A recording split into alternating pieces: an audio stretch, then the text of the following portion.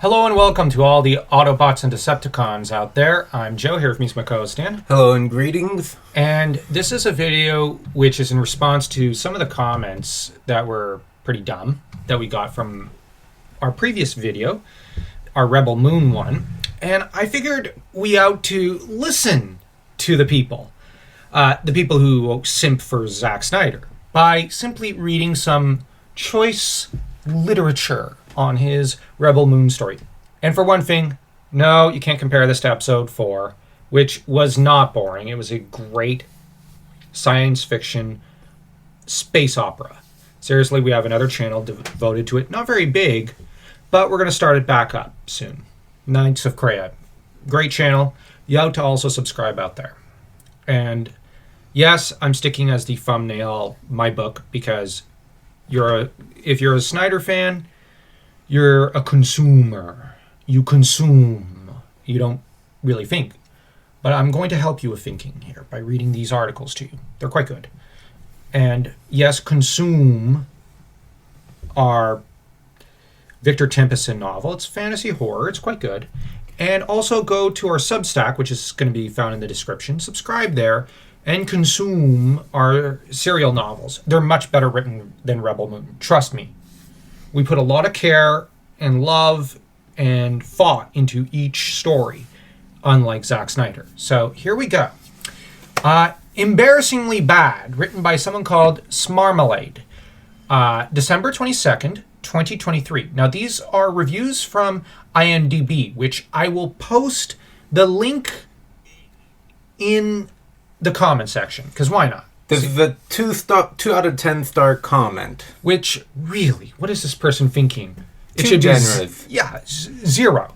Imagine you're a 12-year-old boy having watched some cool movies for the first time 5 minutes ago, having your bootleg toys of popular franchises and smashing them together in dirt saying, "and then," every couple of minutes. Now imagine you get tens, if not hundreds of millions of dollars to make that a movie. Now imagine that being better than this. I thought Sucker Punch was bad. This is somehow worse. Below average acting. There was acting? Uninteresting characters. There were characters? Yeah, that was my reaction. World building hastily slapped from who knows how many franchises, including 40K, Star Wars, World War II, Kurosawa, probably some anime, and much more. Yeah, honestly, you're being too generous, Smarmalade. Visually, I would describe this as vulgar, an ocular insult, and so much slow-mo, it's just silly. Yeah, I'm actually starting to resent Matrix quite a bit, because the slow-mo thing, Zack Snyder has beaten it into the pavement. Anyways, I still say Shrek handled it the best. Yeah, it did, obviously, with Fiona, with that great scene. I love that scene. Seriously, go watch Shrek. We should do a review of that for Brothers Grimm. Anyways, it just looks and feels bad. Atmosphere is equal to a junkyard. Hey, don't insult junkyards. Oh, he's being rather, generous. Generous. I mean, the term vulgar is, pretty nice. Villains are so bad, heroes are no better. I get Netflix does what Netflix do, making bad, expensive movies that people watch. But this is insane. I want to make something very clear. It might look like a good movie. No, it doesn't. It is not. You shouldn't watch this and promote this. Ask better for your money. Yeah, we're basically promoting this right now. No, I'm serious. By doing this video. Sorry. Anyways, we now have Block-like. 4 out of 10 stars. We're very generous. I just want good sci-fi. Dan will read it. I'll just do this. Open it up. I wanted this to be good so badly, like really badly. Other than the world design and effects, there isn't much else to salvage from it. In true Snyder style, we've got lens flares and slow motion. But this time he's dialed it up over the top. Him and J.J. Abrams must be lovers. You know, with the freaking lens flare that they just do. And don't forget Michael Bay. Oh my gosh, yes. The three of them are like, how do we know they're not the same person? I've never seen them in the same room together.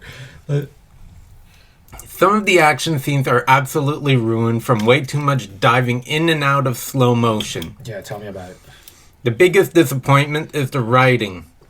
Whoa. There was writing. Let's go. The first 70% of the film is absolutely a waste of time and not needed. No, it isn't. You don't find out most of the characters' actual relevance until the back end of the film. Yeah, who's going to stick around to watch that?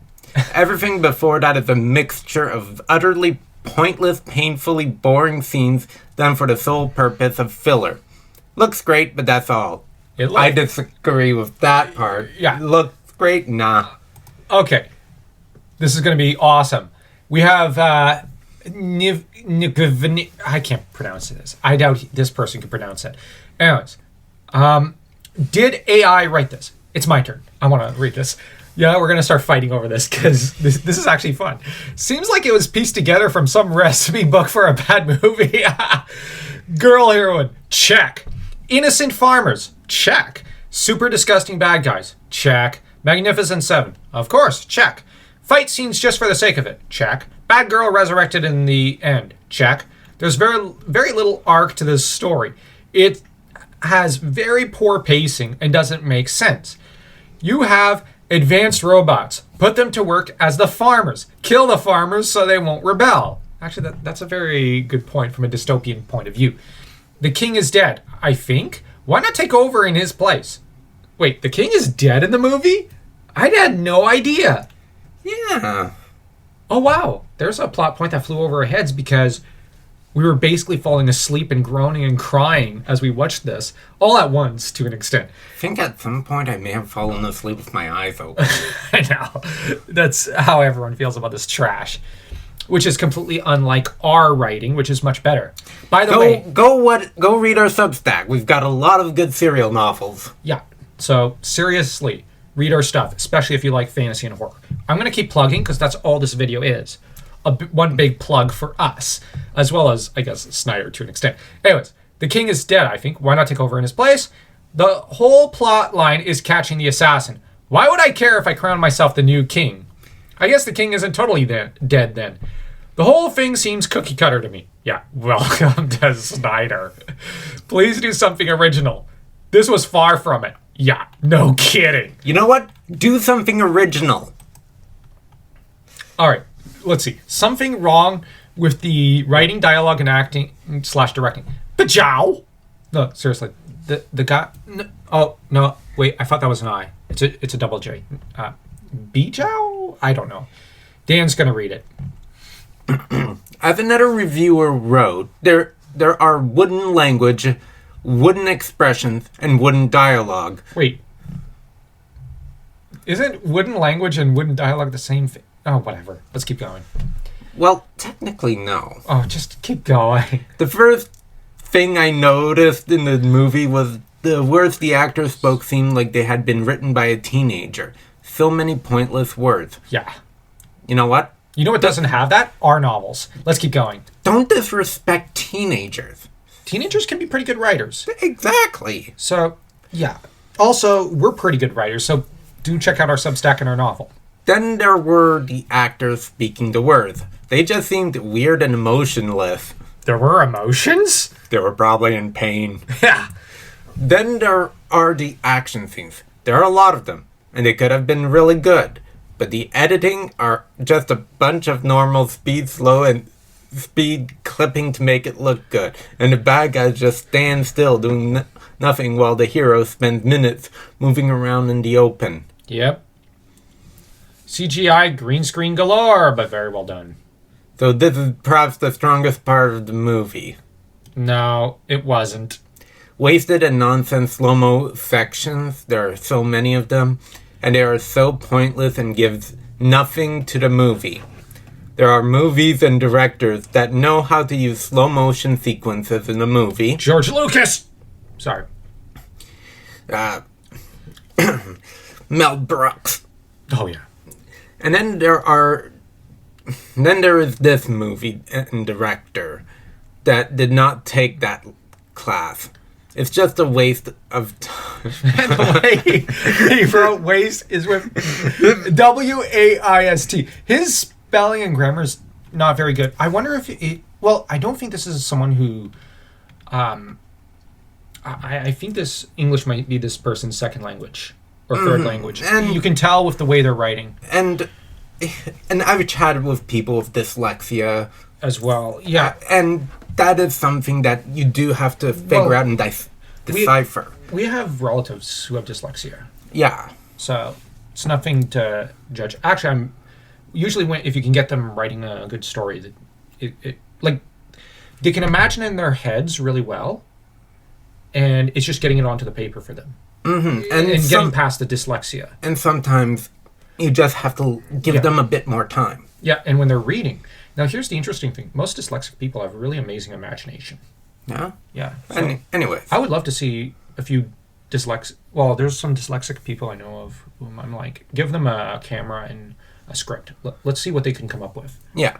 In summary, if you are able to ignore all the writing, dialogue, acting, directing issues, it's a passable sci-fi action movie. What's wrong with this person? The movie could have been so much better because there is a decent enough story underneath. And they obviously had enough money to do what they wanted. Too much money. I'm assuming Netflix paid for this. So I'm guessing that there was a big payday for the writer and director, and no requirements for quality on the delivered product. So they just cut from the budget anyone that could have given the director feedback on the quality issues. Yeah, that's generally the Snyder approach. Okay, we've got some 5-star reviews, so we've got some potential drunkards here. So, let's see. The rating is objective. Dima Kovtun. Okay. Décembre 24, 2023. The biggest problem of the movie is the plot. It is just bad. And not just the main storyline, which makes little sense and the villains are comedic, but almost every interaction ends up with the viewer asking, but why? Or how does it even make sense? Dude, that's the norm with Snyder movies. He's the worst director I know of. I may not like Rian Johnson, but that guy at least knows how to put a scene together and at least knows that, well, basically the English language. Like, no. When a character asks a question, you actually understand what he's saying. Whereas with Snyder movies, all I'm left thinking is, this sentence doesn't make any sense. Let's get Shyamalan on the movie. It might have actually been a better film. At least, no, it would have been more a mystery thing. Shyamalan, I find, is hit or miss most of the time. Usually, okay, miss, but yeah. But these days, most Anglo-Saxon directors are not that great. There are some good ones, though. There are some great ones, even. There are some great ones. I just wish Andrew Adamson would make a comeback. That guy's the best. Oh, yeah. The Assembly of Heroes, what the movie's about, is also rushed as hell. Yeah, well, welcome to Snyder. And the motivation of the people to join is straight up non-existent in most of the cases, and is simply skipped entirely. Yeah, that is a habit of his. As for the villain who comes to find mysterious, troubling rebels, apparently every single person knows who are the rebels and how to find them, and shares that information to the first stranger they meet. It's not like they are even hiding. Next, combat and action scenes. Blasters that penetrate people in armor through, but can't penetrate a thin piece of wood. What? I don't want to know. I don't think I made it that far into the movie. I don't care. I mean, I don't remember much of this piece of filth. What is this? That Alan Scott's the Starheart? Yeah, I know. Remember when in the new Star Wars trilogy a Red Guard could strike Rey but was just making dumb random moves to simulate action? So was acting like a regular Snyder character? Well, it's absolutely the same here. Maximum drama, lots of slow motion, frequent switch of the scenes every few seconds, and very little sense. The acting is okay. No, it's not. But it's difficult to judge the actors if they do good because the script tells them to follow an unnatural character arc in the first place. It's called Snyder. He's like his own breed of director and filmmaker that is so bad, you're left bashing your skull against the wall. I'd say Sophia played Cora well, but Cora is just a poor character which is out of place in the very story she's central. It's not all bad. The picture is nice. I'd say it's the most disappointing Snyder movie so far. Yeah, well, it's not like he set a high bar.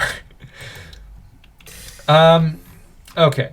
So we're starting to get into masochists. Yeah. You have so close yet so far. 5-star.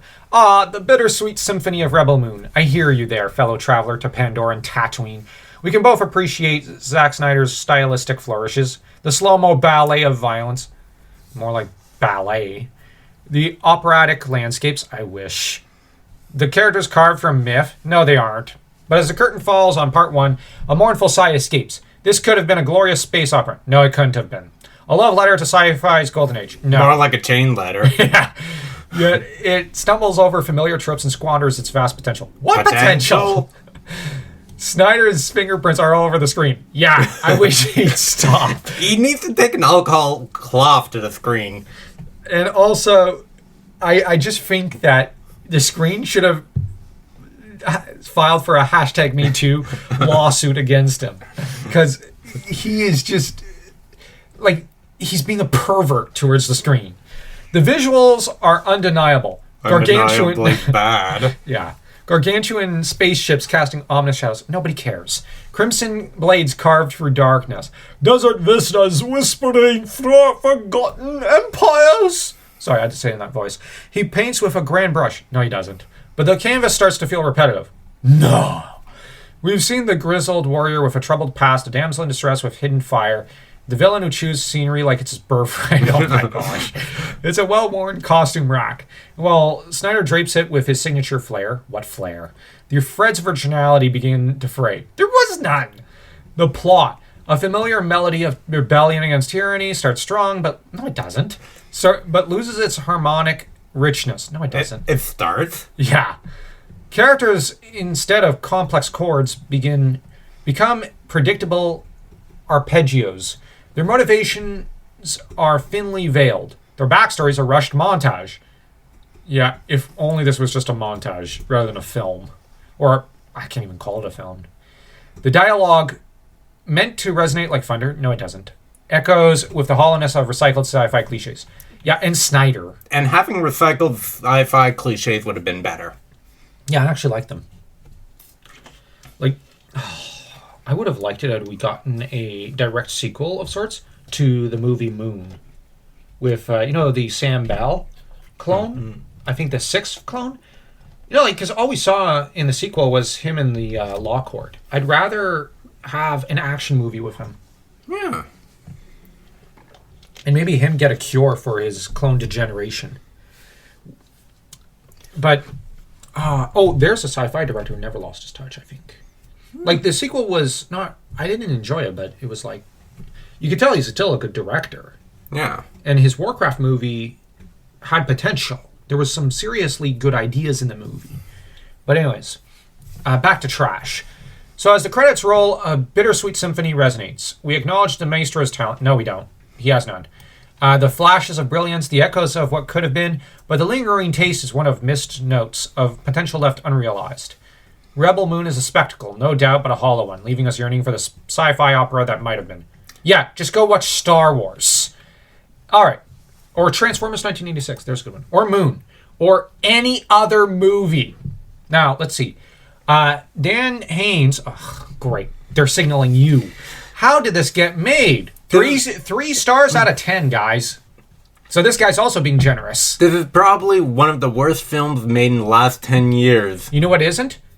One of the worst stories ever written in the past 10 years? Victor Templeson, do check it out and consume it. Also, check out our Substack. I just had to plug because it's been a whole 2 minutes. Go. But the biggest question is, who decided this was a good idea, and who keeps giving Zack Snyder money to make this crap? Yeah.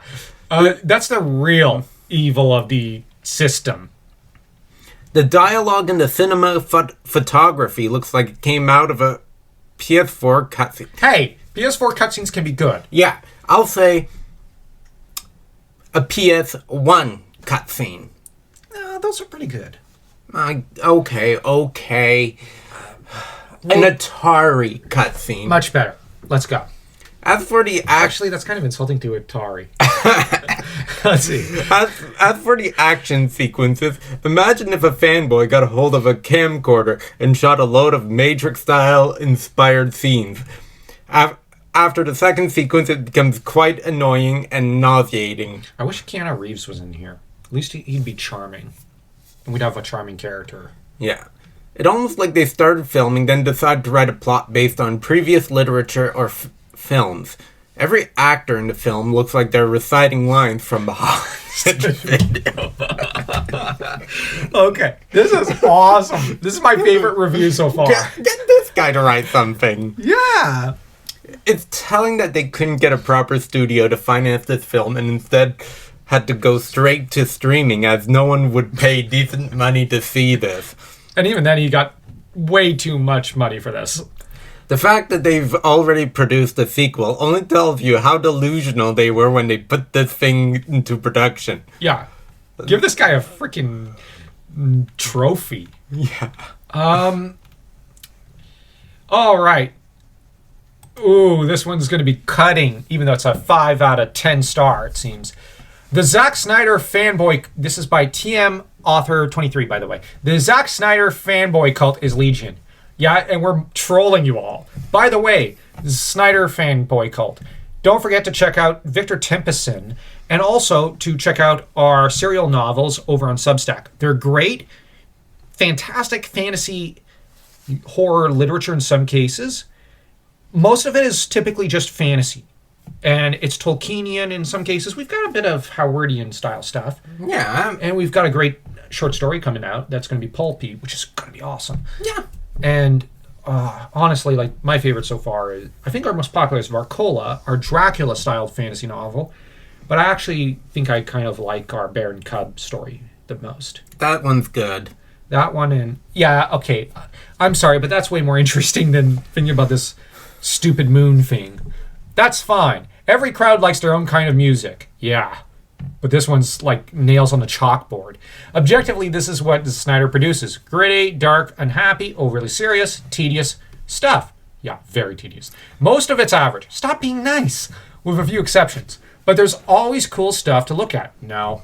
The usual Snyderverse effects are on full display. Long establishing shots, fight scenes, using slow-mo and speed shifting. Please, Snyder, stop. And massive objects being viewed by terrified onlookers. He's kind of a poor man's Villeneuve. The rabid followers can say what they want about the Snyder cut of Justice League, but the reality is there's no broad market for unrelentingly dismal sludge. Why isn't there a Judge Dredd movie coming out soon? Or another Punisher film? Dark and too serious isn't fun to spend money on. Wow, this person kind of gets it. Especially when it's not all that new.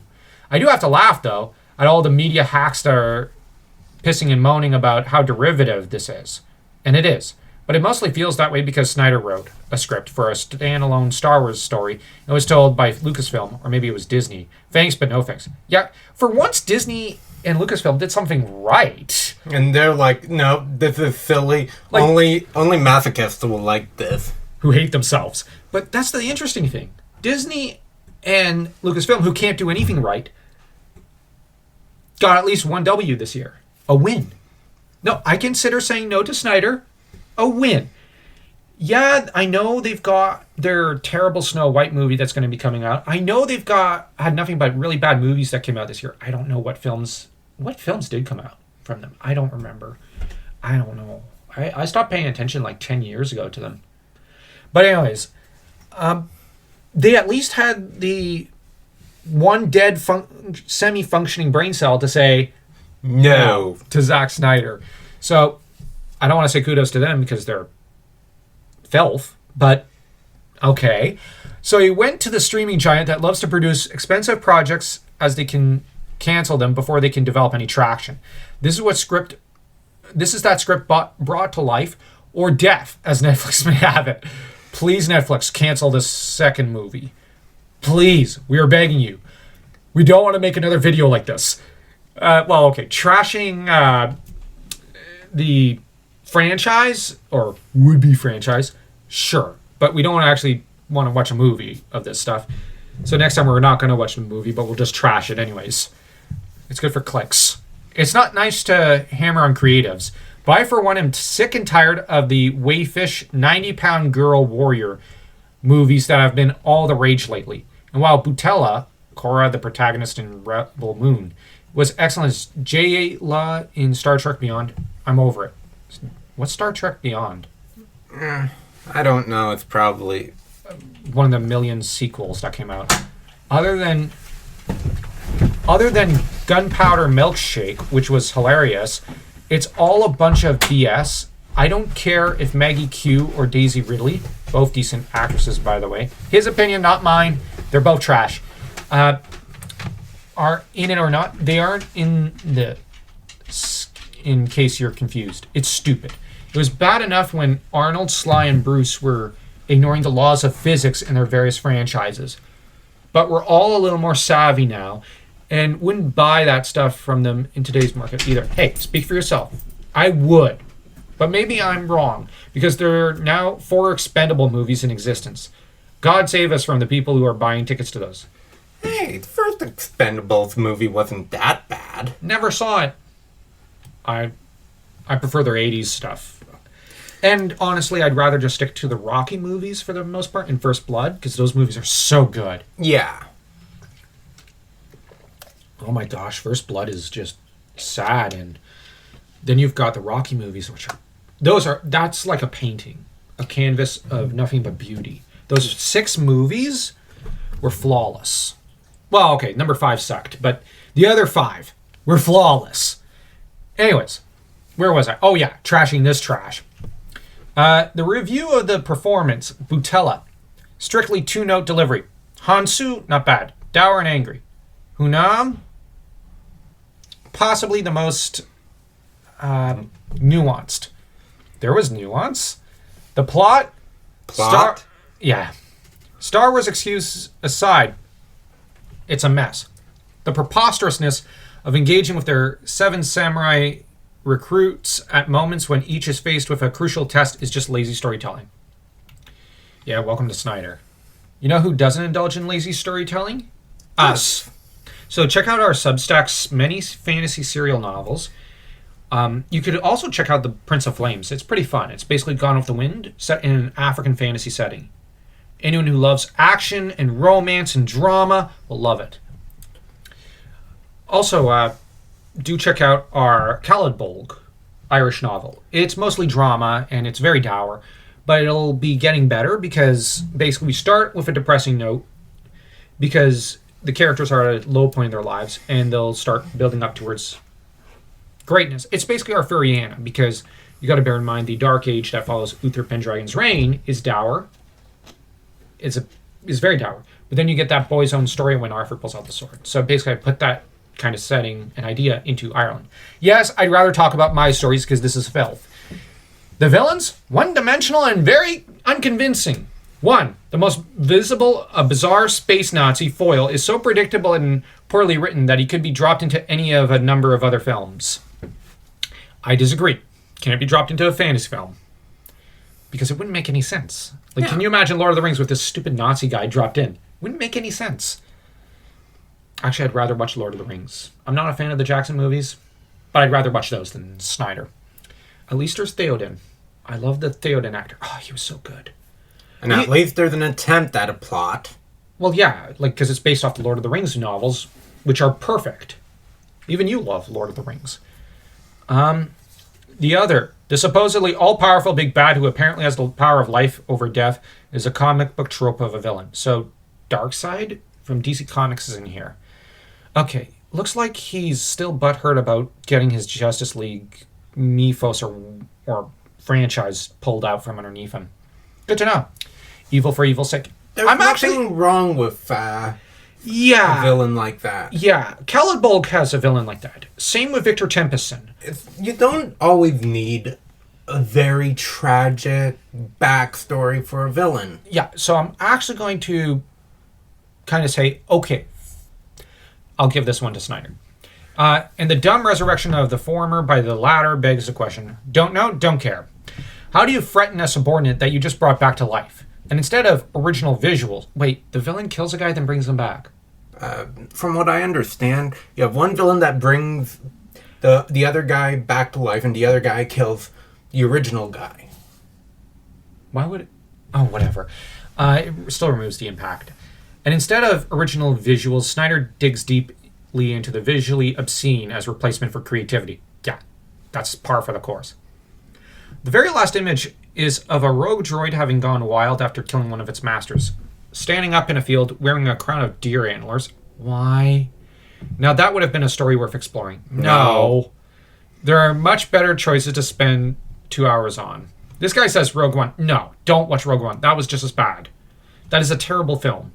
Instead, watch episodes 1, 2, 3, 4. Heck, watch Moon. There's a great sci-fi movie. Or you go and watch the cinematics of the Dark Forces 2 game. It plays like a movie, the cinematics, and it's so moving. I love the story of Kyle Katarn. That is probably Star Wars at its finest. Anyways, all right, so we then get 4 stars. Dan's going to read this. Sweensa. Really disappointing. I was looking forward to this so much over the past year, and really looking forward to seeing it. Now, by the way, this is a 4 out of 10 stars. So much so I wouldn't start until I had all Christmas shopping out of the way and I would have no distractions of any kind. To say it's a disappointment is an understatement. The acting is very average, poor even. There was acting. Dialogue is terrible and wooden. Yeah. There was proper dialogue. I know. Right? Anything witty or poignant. You know what the character is going to say nearly before they say it, and it's not anything witty or poignant. There's a scene early on that perfectly encapsulates the tone of the film. See-through curtains, they are there, look okay, but pointless. Why? What's the point of curtains if they're see-through? That's Snyder. I watch a lot of sci-fi in various movies and TV shows, but this is not at the standard you'd expect. Henry Cavill blurred out mustache CGI. Dull fight scenes, and utterly forgettable. Edit. Watched it twice just to be fair. It's actually worse than I thought. 3 to 4 out of 10. Okay, this person, somebody should send them a helpline. To watch this twice? Like, I'm sorry, but that's not even... Either send them a helpline or dominatrix. Yeah. Or the dominatrix and the helpline. Just so that they feel better, and then they talk to someone about everything. Now, what was going on here? 2 out of 10 stars. Judea Lex Harnett. If you're going to make a movie with multiple parts, that doesn't mean you can let your first part be ridiculously bad just because it's setting up for the next parts. Okay, well put. This movie is over 2 hours long, but literally nothing happens until the last half hour. That's fair. And even at that, it's a pretty subpar big battle scene where someone betrays the team. Oh no, who could have guessed? And some irrelevant character no one cares about, because this movie spends the entire time setting up for another movie. Sacrifices themselves. Like, this movie spends so much time trying to be a big cinema hit, which it definitely had the elements to, that I just kind of forgot how to movie. It annoyed me so much. I've seen bad reviews for this movie, and I really wanted to enjoy it because it seemed like a decent sci-fi, but it was actually impossible to... Okay, that was a pretty broken up... Well, that's enough clowning, because honestly, we've been doing it for almost 30 minutes. But if we haven't mentioned it already, don't forget to check out our Substack and read our fantasy stories, and check out Victor Templeson. Great novel, you'll love it, especially since, well, if you're a Snyder fan, you have no taste. I'm joking. Actually, our stories require a lot of taste. Snyder's does not. So, also, don't forget to smash that like and that subscribe button, even if you didn't enjoy this video. So, until next time, until we feel like trolling the Snyder cult again, toodaloo!